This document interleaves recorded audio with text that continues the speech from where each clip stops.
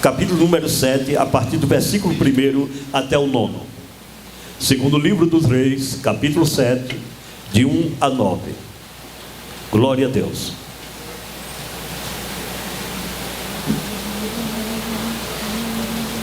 Segundo livro dos Reis, capítulo 7.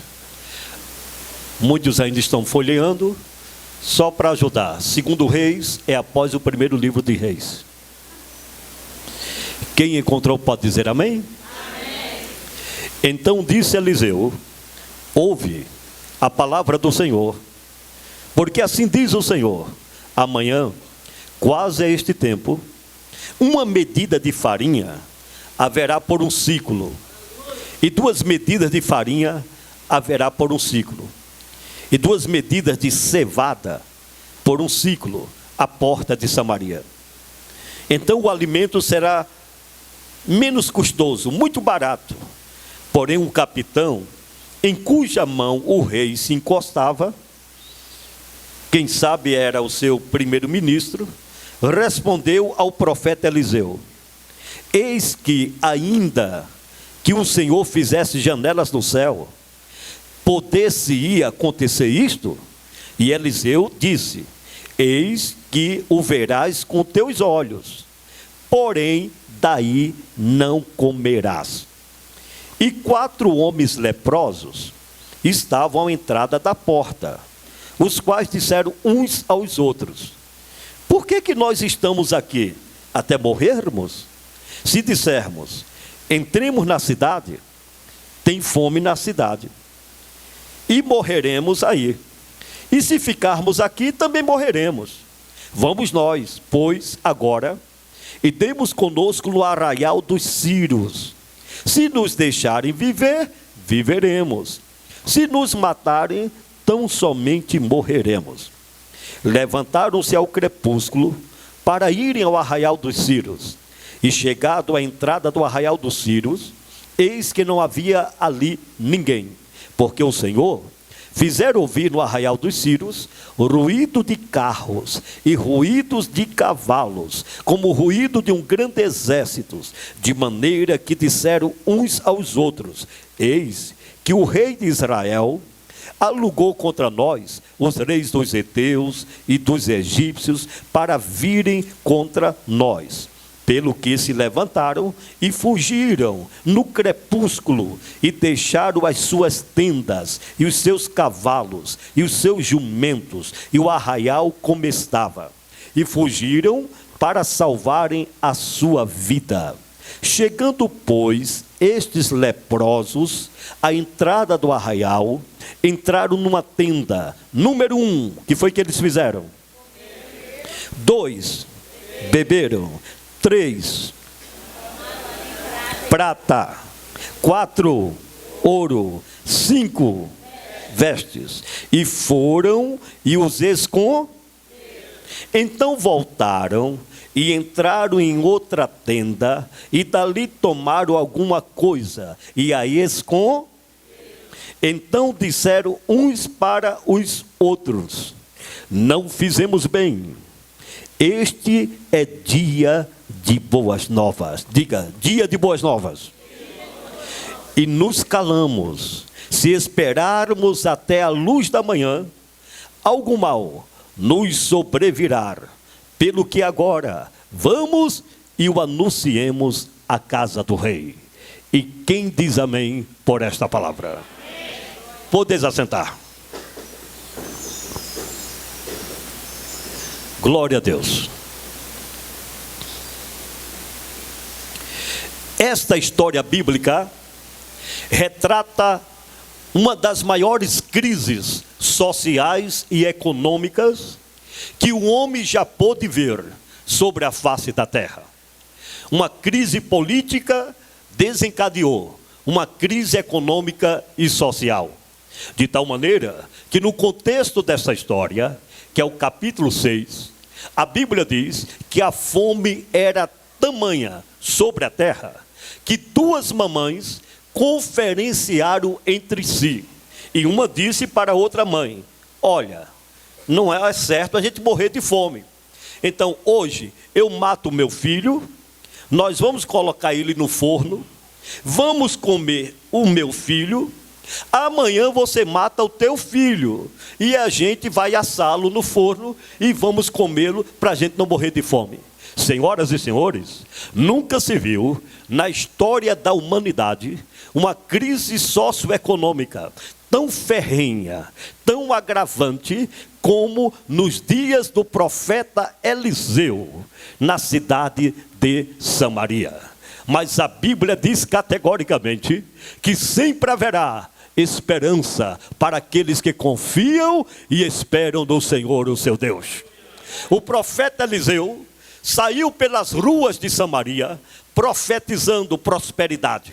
E ele abriu seus lábios dizendo: assim diz o Senhor dos Exércitos, de hoje para amanhã haverá uma fartura tão grande nesta terra, que com pouco dinheiro vocês vão comprar cevada, vocês vão comprar o trigo, vocês vão comprar a farinha, e não vai faltar mais nada dentro de casa.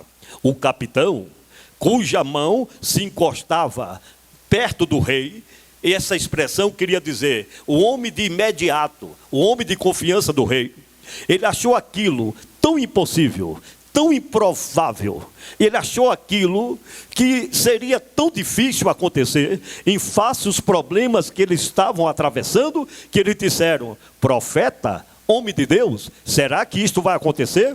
Ainda que Jeová construa janelas no céu, isto vai acontecer?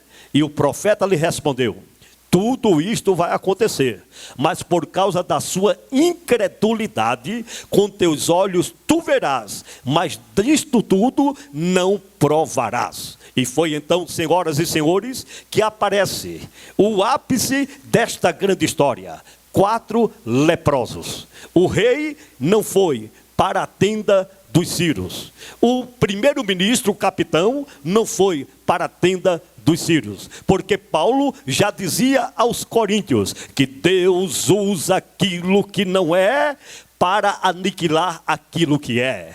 Deus usa as coisas vis e desprezíveis para confundir as sábias deste mundo. 4 leprosos olharam um para o outro e disseram: por que a gente está aqui? Se continuar aqui, vamos morrer.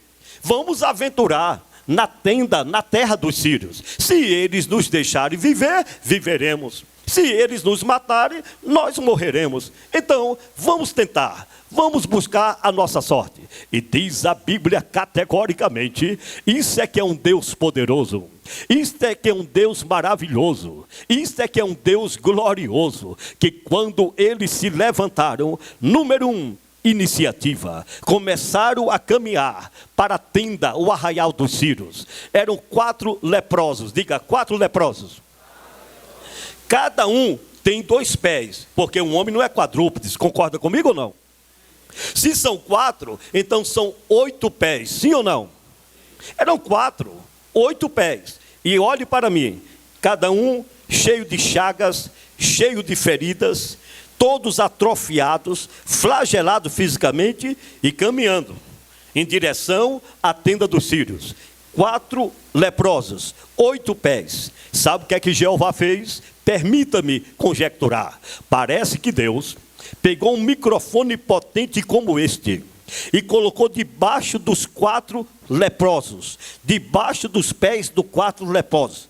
Cada passo que eles davam repercutiam no arraial dos sírios, como se fosse o barulho de cavalos e cavaleiros, de patas de animais. E o rei se assustou, aquele estrondo de tropa, de cavalaria. Não, mas era apenas 8 pés, 4 homens leprosos, caminhando, buscando uma saída, buscando a solução para o seu problema. Repercutia lá na frente, como se fosse um grande exército de cavalos, de cavalaria. E o rei chamou os seus conselheiros e disse assim: minha gente, o que nós vamos fazer? O rei de Israel e de Samaria contratou alugou os exércitos da terra para lutar contra nós e vai nos destruir. Senhores, eram apenas 4 homens, eram apenas 8 pés, mas repercutiam lá na frente um grande exército, uma grande cavalaria, rico em estratégia bélica. Então eles se assustaram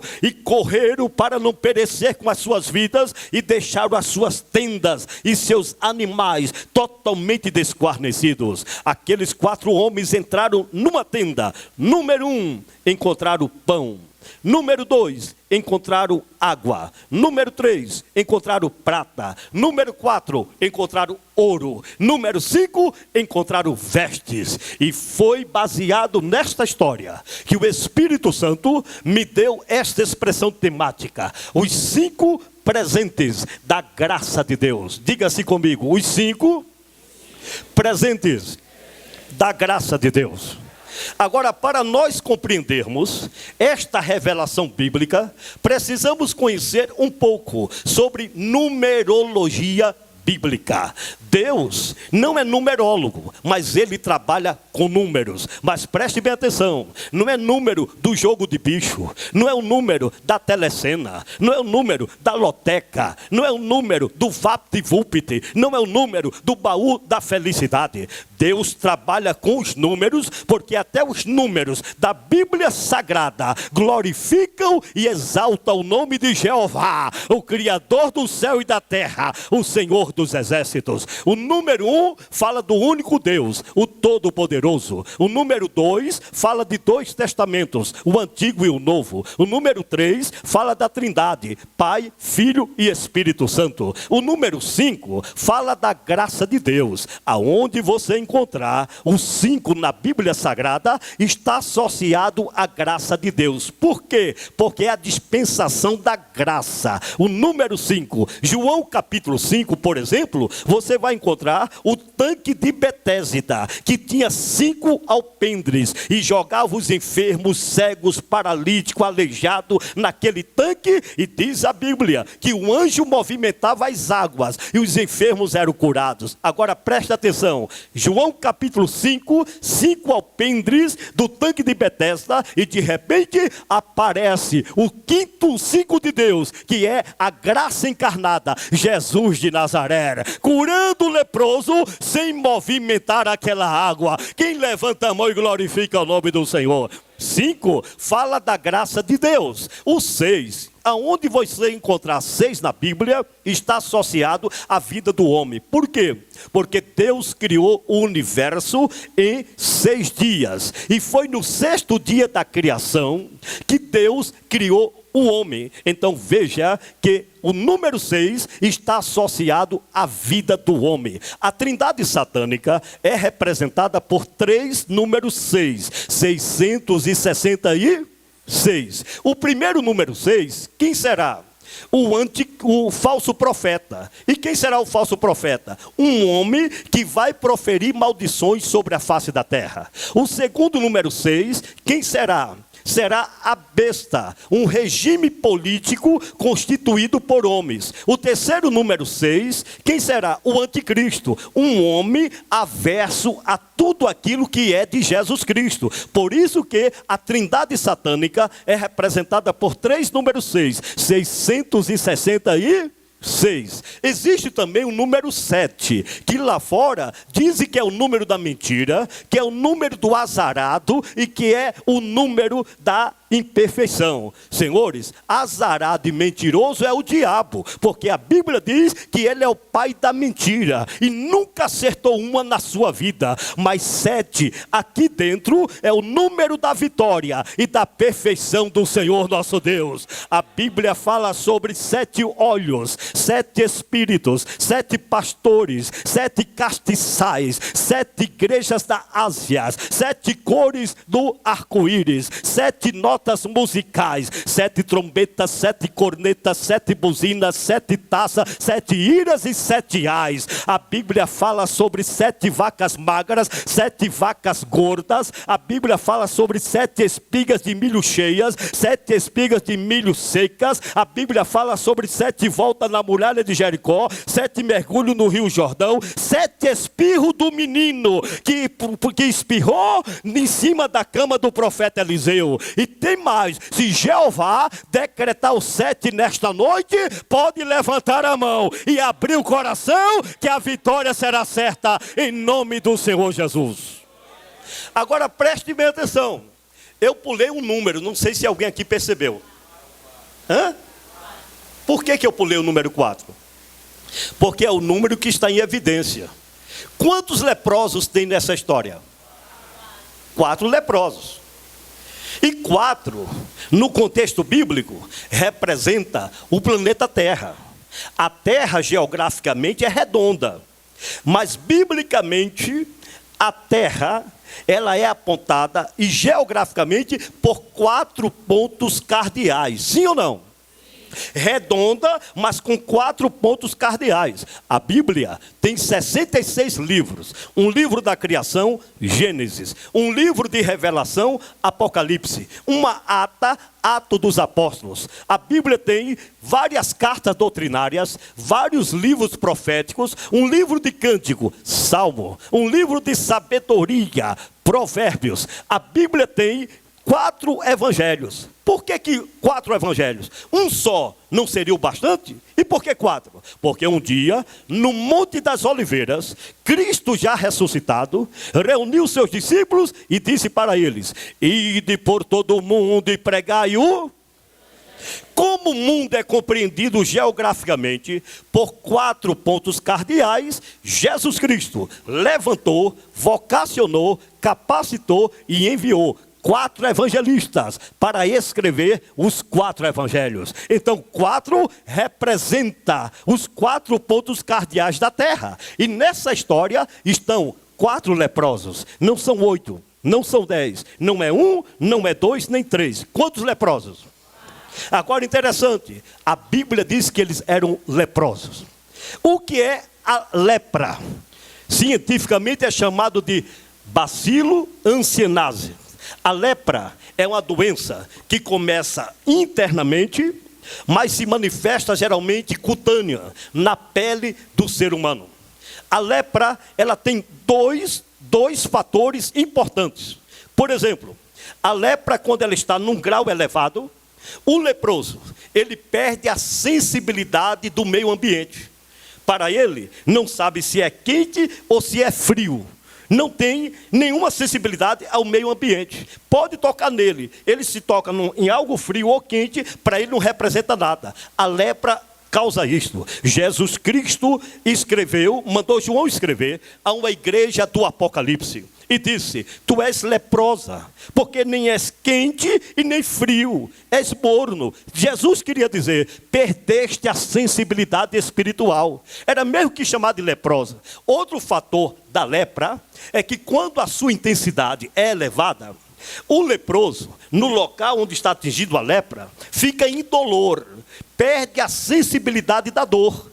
Ainda que ele está arrancando os pedaços, caindo os pedaços de carne, o local parece que fica totalmente anestesiado. Ele perde a dor, se torna indolor. São fatores da lepra. Agora, a Bíblia categoricamente declara que a lepra representa o pecado. Na lei do leproso, em Israel, Levítico capítulo 13, versículo, e capítulo 14, já rezava o seguinte: o leproso era execrado, excluído da sua própria casa, não podia morar na sua casa.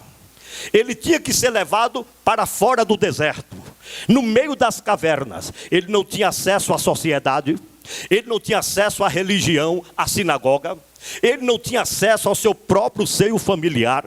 Número 1, a cabeça era raspada. 2, o beiço era cortado.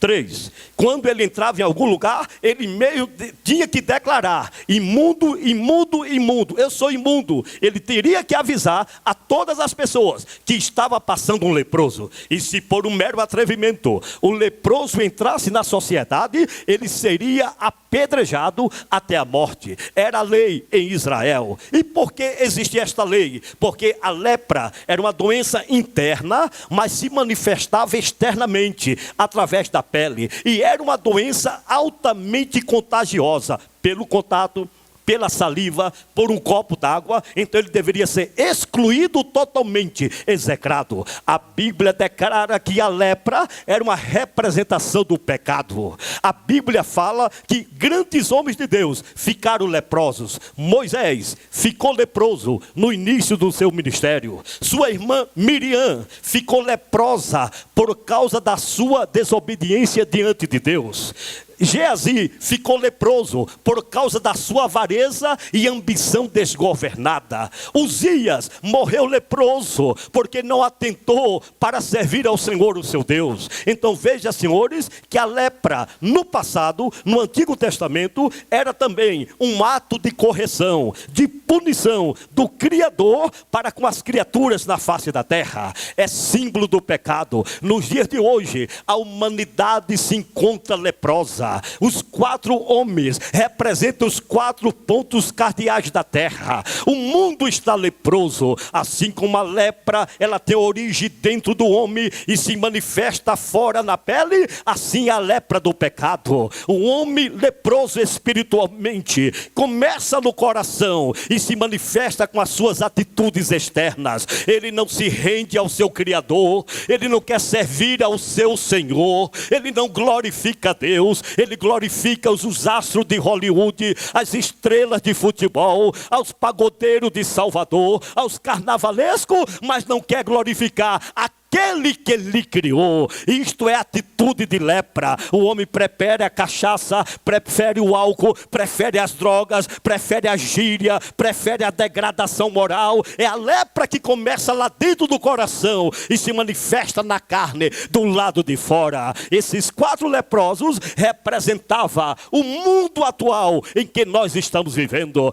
Mas para com Cristo há uma saída, para com Cristo há uma esperança. Para quem tem Cristo, sempre haverá salvação. Quem pode aplaudir a Ele nesta noite e glorificar o nome do Senhor? Estes leprosos entraram numa tenda e encontraram 5 presentes. Diga, 5 presentes. O primeiro presente, a Bíblia diz que eles comeram, encontraram pão. É uma representação de Jesus Cristo. Jesus disse: eu sou o pão da vida.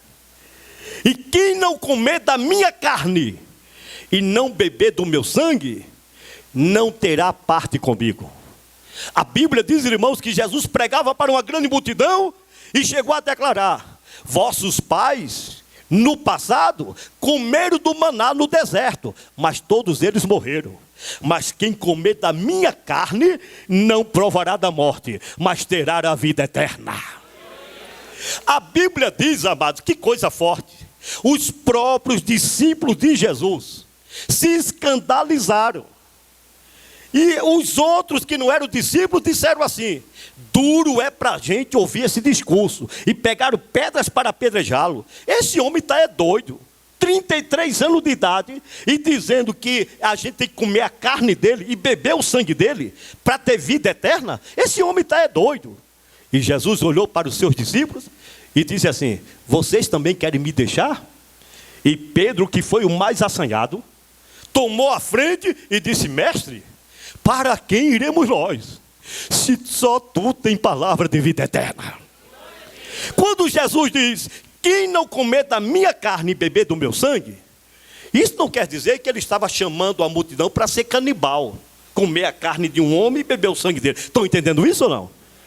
Jesus queria dizer que todos aqueles que creem no meu sacrifício, porque eu vou dar o meu corpo na cruz do Calvário, Eu vou morrer pela humanidade e vou derramar o meu sangue. Quando você crê no meu sacrifício, você está alimentando a sua fé do meu corpo e bebendo do meu sangue, que é vida eterna, através da fé. Então Jesus é o pão da vida. Quantos aqui já comeram deste pão e têm certeza que tem vida eterna? Pode glorificar a Deus. A Bíblia diz que entraram em outra tenda, segundo presente, e beberam água. Senhores, Jesus disse que Ele é a água da vida. Vivemos dentro de uma sociedade sequiosa. Nunca se viu uma geração tão sedenta espiritualmente como a geração odierna, que para ter 5 minutos de alegria, precisa se vestir de bumba meu boi, de cavalo marinho, e passar 3 dias e 3 noites no carnaval. Para ter alguns momentos de prazer, precisa passar a noite inteira numa danceteria, no rap, no funk, no pagode, na dança da boca da garrafa, segura o cão, segura o tchan, segura o tchan, segura o cão. Que para ter alguns minutos de prazer, precisa injetar coca na veia, queimar baseado, e quando está alucinado diz que vai fazer um voo ou realizar uma viagem. Este é o retrato da sociedade odierna, uma geração sedenta, sequiosa, no deserto espiritual. Mas Jesus Cristo disse: aquele que crê em mim, como diz as sagradas escrituras, um rio de água viva correrão dentro do seu interior. Quem tem esta fonte nesta noite na sua alma, pode glorificar o nome de Jesus. Aí eles entraram em outra tenda e encontraram prata. Prata na Bíblia fala de talentos para desenvolver um trabalho para a glória de Deus. Talentos para que Deus seja glorificado. Vivemos hoje, irmãos, em uma geração que zomba do Criador. Este pâncreas e este fígado, este rim e esta vesícula, não foi criado para ser depósito de alambique de cachaça e se acabar na cana como um carro velho de usina. Este pulmão não foi criado para ser um depósito de nicotina, e onde anda a fumaça do cigarro, a cortina, paira sobre a cabeça. Senhoras e senhores, este é o retrato da sociedade odierna, em que o homem, que deveria ser um instrumento, a mulher, onde o seu fígado, seu rim, seu pâncreas, sua vesícula, seu coração, seu pulmão, deveria ser um talento para a glória de Deus, é um talento para as mãos de Satanás. E vai morrendo gradativamente, morrendo por causa do vício, morrendo em decorrência das doenças contraídas pelo vício, e por fim recebe a sentença do inferno. Mas nesta noite, Deus quer que você tenha o seu corpo e a sua vida como um talento espiritual para a glória do Senhor. Quem está entendendo esta palavra? Quarto presente: entraram noutra tenda e acharam o quê? Ouro. Aonde você encontrar ouro na Bíblia, fala de dons espirituais, fala de batismo com o Espírito Santo, fala de glória de Deus. Meus amigos, você que não é evangélico, que porventura está aqui nesta noite, eu tenho uma boa notícia para você. Tem gente que diz assim: eu não gosto de ir na igreja dos crentes, porque os crentes recebem um espírito. Quem já ouviu algo parecido assim? Os crentes falam uma língua estranha que a gente não conhece, parece um louco. Quem já ouviu alguém falar mais ou menos isso? Sabe o que é, amados?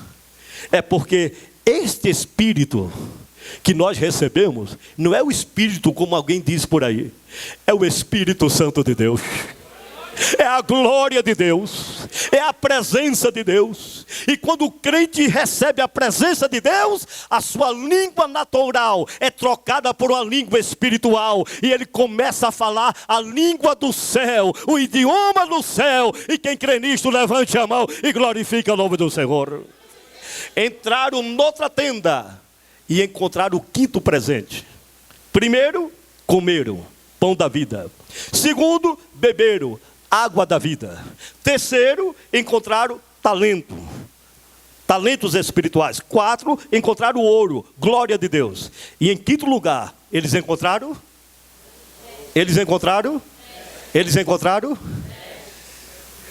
Veste fala da salvação. O profeta Isaías já dizia: bendito é o Senhor Jeová, que me vestiu com vestes de salvação. Este mundo está desnudo. Este mundo não tem roupa, porque Satanás é nu. Ele não tem roupa nem para si. Vivemos dentro de uma sociedade onde as meninas e os meninos já têm prazer de mostrar seus corpos e andar nu e seminu sobre a face da terra. Sim ou não? O nudismo está grampeado, está pregado sobre esta sociedade, porque Satanás não tem roupa. Jesus Cristo disse: eis que eu vejo ele descendo, passando como raio. No original grego quer dizer desnudo, sem roupa. E como ele não tem roupa para si, não tem roupa para dar a quem serve a ele. Mas quem se encontra com Jesus, o último presente que recebe nessa história da graça é a veste da salvação. O filho pródigo, quando voltou para casa, a primeira coisa que o pai deu para o filho pródigo não foi um anel no dedo, não foi a sandália nos pés, não foi um bezerro novo para o churrasco. A primeira coisa que o filho pródigo recebeu do seu pai foi uma veste nova para a glória de Deus. Quantos aqui têm certeza que recebeu esta veste nesta noite para o louvor e a glória de Jesus? Agora tem uma observação. Olha aqui para mim. Digam: eram leprosos, eram pobres, eram miseráveis, eram famintos, esperando só a morte. Diga: esperando só a morte. Mas diga assim: mas Deus socorreu e fez um milagre. Agora olhe para eles ali. Faminto, já estavam comendo, sim ou não? Já estavam matando a sede, sim ou não? De um lado, talento. Um talento era mais ou menos 34 quilos de prata. Era uma nota. Tinha talentos. Eram 34 quilos de prata. De um lado, tinha o quê? E quem era maltrapilho, nu, mal cheiroso, cheio de chagas, encontraram o quê? Tudo roupa nova, bonitinha. Só nos trinques, só na etiqueta, na grife. Depois que pegaram tudo isso, a Bíblia diz que eles fizeram o quê? Não foram avisar o rei. Fizeram o quê? Fizeram o quê? Esconderam. Aqui está o estado do homem pecador.